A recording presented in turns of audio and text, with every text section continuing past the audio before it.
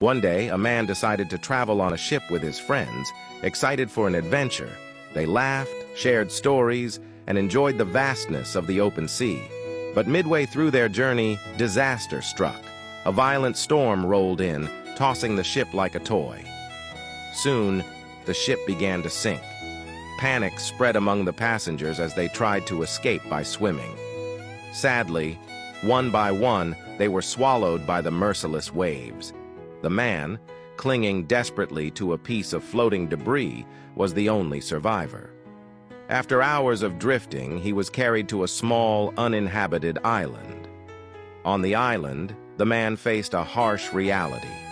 There was no shelter, no food, and no one to hear his cries. Determined to survive, he built a small straw hut for shelter and searched for fruits to eat. Each night, he lit a fire outside the hut, hoping against hope that someone might see the smoke and rescue him. Weeks turned into months, and despair began to take over. His isolation and hopelessness grew, and he often questioned why this had happened to him. One fateful night, he woke up to an intense heat and the crackling of flames. To his horror, his straw hut, the only thing giving him some comfort, was engulfed in fire. Helplessly, he watched as the flames reduced his shelter to ashes. Falling to his knees, he screamed to the heavens, "Oh God, why are you doing this to me? You've already taken everything, my family, my friends, and now the little I had left. Why have you abandoned me?" Exhausted and heartbroken, he sat in the open air waiting for the night to pass.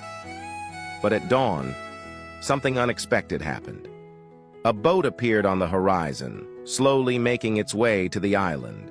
The man ran to the shore, waving his arms frantically. When the boat reached him, he asked the captain in disbelief, "How did you find me here?"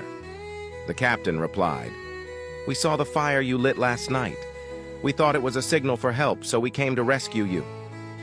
The man stood frozen for a moment, tears streaming down his face.